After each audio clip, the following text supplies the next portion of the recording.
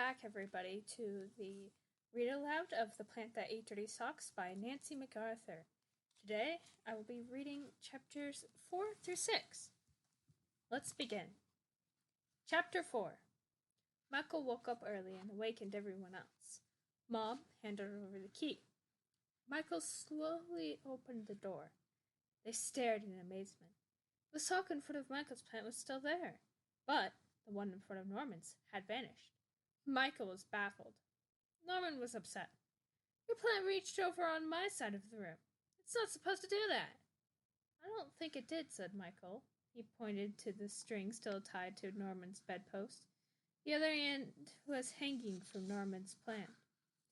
My plant wouldn't eat your yucky old socks, Norman protested. That's it, exclaimed Michael. The socks weren't dirty. I got them out of the drawer. The ones that disappeared before were dirty. That's the only kind I leave on the floor. So my plant only likes dirty socks. I didn't want a clean one. And why hasn't Norman's eaten clean ones before? Asked Mom. There haven't been any clean ones lying around. Norman never leaves anything around for long. Norman's plant rustled its leaves. Where did that breeze come from? Asked Dad. There isn't any breeze, said Mom. None of the windows are open. The plant barked. That was definitely a burp, said Mom. Maybe we could teach it to say excuse me, suggested Norman. So what we have here, said Mom, are two plants with finicky appetites. One only eats dirty socks and the other eats clean ones. What's going on here? Michael said. That's the logical explanation. Don't talk to me about logical, said Mom. This is wacko. At breakfast, Mom said, those plants have to go. But where? Asked Norman. In the trash, the city dump, outer space, anywhere but this house. No, protested Michael. These are great plants. We have to keep them. They're creepy, said Mom, and they eat socks. Do you have any idea how much socks cost? Yeah, added Dad. Your plant has already caused a severe sock shortage, and now Norman's is starting. But these plants are special, said Michael, and we grew them ourselves from seeds. Norman whined, and mine burps. You can't throw it out. I'll never find another one that can do that. Just give them a chance for a while, pleaded Michael. You'll see they won't be any trouble. What about the socks, said Mom. We won't leave any on the floor, so they can't eat any, said Michael. Said Mom, stalling while she tried to think of another reason. What if they get hungry and start munching on something else? They won't, argued Michael. They only eat socks. It maybe wouldn't hurt to keep them a while, said Dad. But if anything goes wrong, out they go. All right, agreed Mom. Those plants better behave. Great, said Michael. Wait till I tell everybody at school. Will they ever be surprised? Yeah, said Norman. I bet we'll be on TV. Oh, no, you won't, said Dad. You both have to promise you won't tell anyone that those plants eat socks. That's the best part, exclaimed Michael. It's amazing. I have to tell everybody too, said Norman. Absolutely not, said Dad. If some kid told you at school today that he has a plant that eats sneakers, what would you think? He's a liar, said Norman. Right, said Dad. Nobody would believe you. It'd be very embarrassing. If you want to keep your plants a little longer, we're not going to get into that. But we could bring people home to show them that it's true, said Michael. In the middle of the night, asked Mom. That's ridiculous, and if word got out, we'd probably wind up on the front page of one of those weird newspapers at the supermarket, right next to a picture of Bigfoot. That would be great, said Norman excitedly. I like Bigfoot. On the other hand, said Mom, if word got out, surely we'd get offers from scientists to buy the plants and take them away for experiments. That would be a good way to get rid of them. No, shouted Norman. Not my plant. Listen, said Dad, I'm due for a promotion I've been working hard for. You know, I even gave up some vacations. People start gossiping about our having plants that eat socks. We'll sound like the biggest weirdos in town. True, agreed Mom. My boss likes big plants, Dad continued. He has some in his office, but he's probably not going to be eager to promote somebody with a weirdo reputation. And I don't want you to being called liars at school, so it's better just not to bring this up at all. I guess you're right, said Michael glumly. If you want to keep those crazy plants, Dad said firmly, you have to promise not to mention the socks. Talk all you want about the plants, but not about their favorite food. Is it a deal? Deals, agreed Michael. Norman, asked Dad. He kicked a chair and scowled. Deal, he said. Me too, said Mom. My lips are zipped. They all shook on it. That night, Michael dropped his dirty socks and then the other clothes on the floor as usual. Then he picked them up and tossed them in the closet where his plant could not get at them. He was sure would not be interested in munching on any other of his junk. And any of his other junk. Chapter 5. Early the next morning, Michael heard a burp. He thought he was dreaming and didn't bother to open his eyes. But then he heard Norman saying softly, Come on, say excuse me, excuse me, excuse me. Okay, try one word at a time. X, X, X. Michael opened his eyes. Norman was talking to his plant. What are you doing? If I can teach it to say excuse me, it'll be the only plant in the world that can burp and talk too. Then Mom and Dad will have to let me keep it forever. You didn't feed it, did you? Only one clean sock, just to get it to burp. You can't do that. I said we wouldn't let them eat socks. If Mom and Dad find out about this, the plants will be goners. Norman protested. You fed yours. I did not. Maybe you didn't mean to, said Norman, pointing. But your acorn collection is gone. So was the library book Michael had left the acorn collection on top of the night before. This was serious. It meant he would have to pay for the library book out of his allowance. It also meant that nothing he left lying around was safe anymore. He pulled the covers over his head to think about this terrible development. Say X, continued Norman patiently. When Michael got up to get dressed, he noticed his plant did not look as healthy as usual. It drooped a little, and some leaves were looking a bit yellow around the edges. You shouldn't have eaten that library book, Michael told it sternly. What's wrong with your plant? Asked Mom. It looks sick, Norman blurted out. It ate Michael's acorns and a library book for breakfast. Thanks a lot, Blabbermouth, said Michael. Mom was upset, to put it mildly. I told you those plants are trouble. If they'll eat acorns and library books, they'll eat anything. Only one library book, said Michael. And don't worry, I'm going to pay for it. Norman exclaimed, I wish your plant would eat all your junk so we'd have a clean room all the time. Michael argued, It only ate that stuff because it didn't have socks.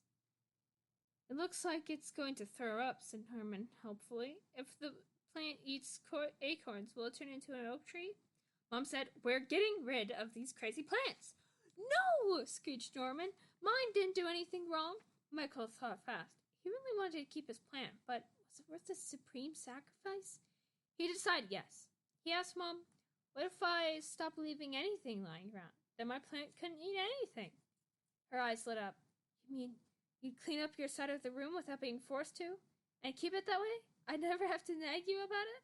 No more messiness? Michael swallowed hard. He thought he could handle it for a little while at least. Yes, he said. That's a great idea, Mom exclaimed. It's a deal. Michael started putting his stuff away fast.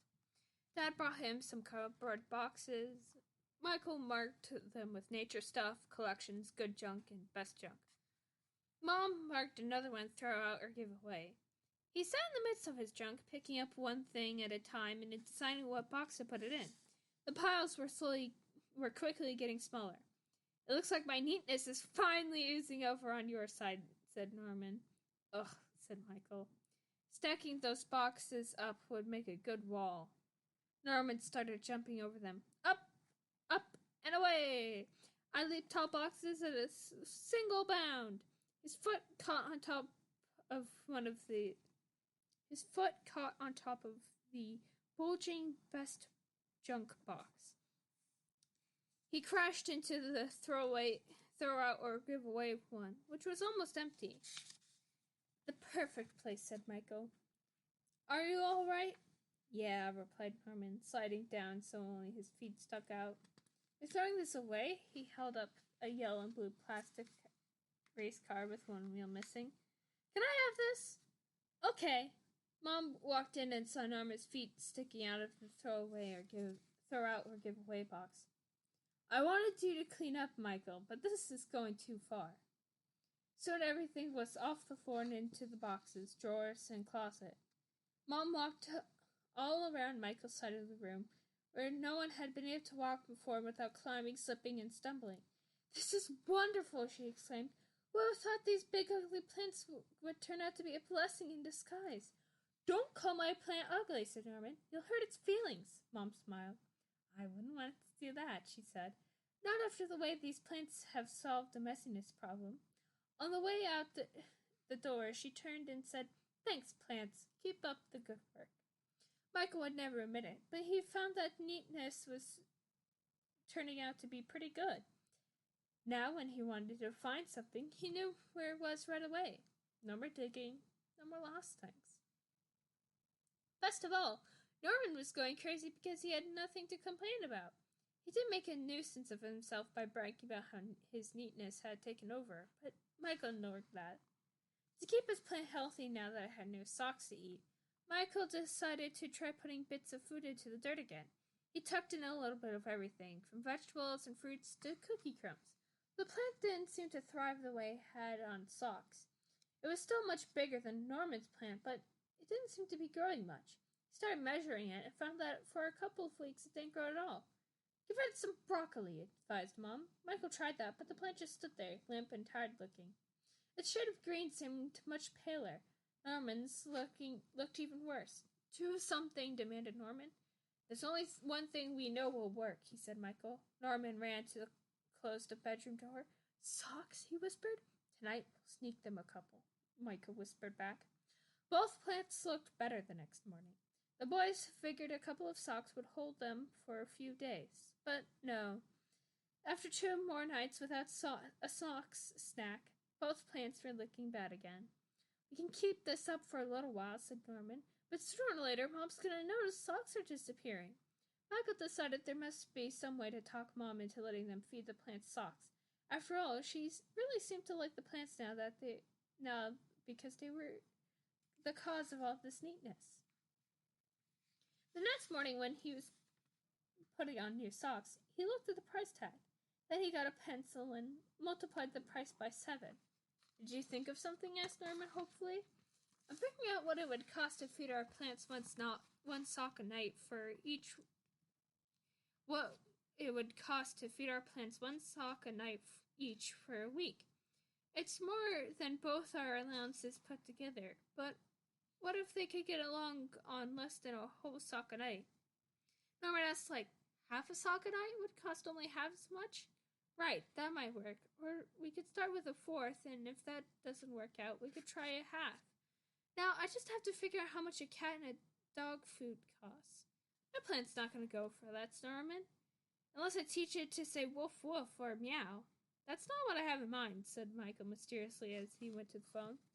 He called to Kevin Blackstone, who had a cat. He asked him to bring a can of cat food to the phone and read the price. Then he called Chad Palmer, who had a dog. At school, he took all of his numbers to Kimberly Offenberg, the class math whiz. He asked her to help him solve the problem of comparing the cost of feeding 2 pets 3 different kinds of foods and different amounts. He called them brands X, Y, and Z, like a television commercial. That's easy, said Kimberly. 1/4 of a can of brand Z is definitely the cheapest. Michael smiled. Brand Z was socks. After school, he hurried home to explain the urgent need for socks to Mom and persuade her with the numbers. See? 1/4 of a sock a night would cost even less than feeding a cat or dog. Our plants are the cheapest kind of pet. They don't make a mess or any noise. You don't have to walk them, and they make sure I keep our room clean. Isn't that worth a few socks? It only costs a little of our allowances to pay for them. Wait a minute, yelled Norman. Not my allowance. How much is it worth for you to keep your plant alive? Asked Michael. That shut him up. Maybe Mom will be willing to chip in to keep our room stay neat. Right, Mom? Michael gave her his most winning smile. Replied Mom. Michael pressed on. This is a good deal for everybody, he argued. We get our plants to stay alive, and, well, you get neatness that lasts, okay? I certainly don't want to give up the neatness, said Mom. A little extra money for socks would probably be worth it. I could buy them at that discount store, save a lot. They have very cheap prices on everything. But cheap socks might make my plant throw up, whined Norman. Michael kicked him under the kitchen table, and he shut up. The nightly sock snacks quickly got both plants looking healthy again and growing. Michael kept on putting bits of his food onto his plant's pot, so his would still grow better than Norman's. Early each morning, when Michael was still mostly asleep, he heard a contented burp. Then he heard another one, followed by an X, in a funny voice he had never heard before. Did you hear? Screeched Norman excitedly. Yes, said Michael. It's amazing, but you probably better not mention this to Mom and Dad. Michael snuggled happily under the covers. As he drifted back to his sleep, he heard Norman talking in his own voice. Come on, say meow. Try it with me. Me, me, me, me. Ow, ow, ow, ow. There's no reply from the plant. Michael kept trying for days. Michael complained, I'm sick of you meowing at that plant. It's not a cat. It's my pet, said Norman. Then why don't you put a flea collar in and call it Spot? I'm naming it Fluffy, he replied. Norman was driving Michael batty. He said good morning and good night to his plant. He called out, hi, Fluffy, when he came in, and goodbye when he went out. Fluffy just stood there. Norman patted its leaves. He even read a comic book. When he got home from school, Mom asked, how did things go today? Fine, said Norman. Tell me about it. But Norman was already running off to tell Fluffy. He also sang to his plant. His favorite was Camp Town Races. He especially liked the doo-da and ooh-oh doo-da-day parts, which he sang at the top of his lungs. Keep your noise on your side of the room, snarled Michael. I can't do that, said Norman, smiling. You can if you shut up completely. Quiet only lasted a few minutes. Then Norman started howling again. Doo-da, doo-da! Michael threw a pillow at him and missed. When Jason came over one day after school, he was amazed at how much the plants had grown. Want to trade for the big one? He asked Michael. I just went to a garage sale and got a lot of good stuff to swap. I'll make you a good deal for it. Thanks, but no, replied Michael. I want to keep it. Jason looked over both plants carefully. These are so weird. They're great. Did you use some special kind of plant food to get them to grow this big, or what? Well, just the kind of stuff everybody has around the house, I guess, said Michael. He wanted to change the subject. But Norman does something different with his plant, he added. He sings to it. Mine loves music, said Norman, bounding in from the hallway where he'd obviously been eavesdropping. I'll show you. He began howling Camp Town Races. Good, Norman, said Jason. To Michael he added, let's go outside for a while. Even though he had lost his audience, Norman howled happily on. Fluffy seemed to be enjoying the concert. Jason asked Michael if he could come over to his house when his mother picked him up and spend the night. Mom told Michael, absolutely not. But why? If you go to Jason's to spend the night, then we'll have to return the invitation and have him spend the night here. Great, said Michael. You always said I could have a friend to sleep over someday if I ever got my room cleaned up. Mom yanked him into the kitchen, closed the door, and lowered her voice to whisper, we can't have anyone stay overnight here while these plants are eating you know what. But Michael started to protest. We'll have to continue this argument later, said Mom. Norman's thinking has given me a headache. Michael gave up for the moment, but he was certain he could figure out some way to make sure Jason could not possibly see the plants eating socks in the middle of the night. Everything was going fine with the plants, but Mom was having a problem buying socks. At the Save a Lot discount store, she tried going to a different checkout clerk each time, but they all noticed she was buying an awful lot of socks. You're our best socks customer, one remarked. What are your kids doing with all these socks? Joked another. They must be eating them. Dad suggested that she go to different stores, but Save a Lot has the very cheapest socks, she explained. The next time, I'll go, he said. The third time he went, a clerk asked, "Are you by any chance married to the dark-haired lady who buys a lot of socks? We all wondered about her because we haven't seen her lately." "She's fine," said Dad. "We take turns shopping." "Your family sure does use a lot of socks," said the clerk. "Your kids must have more than 2 feet apiece." When Dad got home, he told Michael it was her turn next time. Michael didn't argue. He didn't want to give his parents any excuse to change their minds about the plans. So the next time Michael went in while my mom waited in the car, the checkout clerk looked at the pile of socks and then at Michael. "You look a lot like a man who buys a lot of socks here. Are you by any chance related?"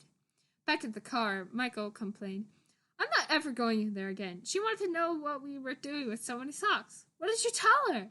"I said our washing machine is broken, so when our socks get dirty, we have to throw them away." Mom groaned. "But that was all I could think of to say in a hurry." "Great," said Mom. "Now I'll never be able to show my face in there again." "You can borrow my gorilla head," he offered. "Next time," said Mom, "it's Norman's turn." For the next socks shopping trip, Norman wanted to wear a disguise. He put on his fishing hat and Dad's sunglasses.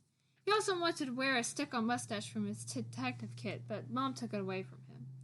They all waited in the car for him. Norman was gone a long time. "I'm getting worried," said Mom. "It doesn't take that long to buy socks." "Maybe one of us better go in after him," said Dad. "Not me," said Michael. "Maybe with that disguise he got arrested for impersonating a person." Just then, Norman bounded out with a big package. "What took you so long?" asked Dad. "I was picking out some colors of socks, and it was hard to see with the glasses on. I had to keep peeking out from under them when nobody was looking." "White colors?" asked Michael. Our plants only eat white ones." I think Fluffy's getting tired of white all the time." Mom looked in the bag. "Why brown?" she asked. "Like chocolate," said Norman. "These pink ones are strawberry?" "Yeah," Norman chuckled delightfully. She put out some white socks with brown stripes. "Fudge Ripple," explained Norman.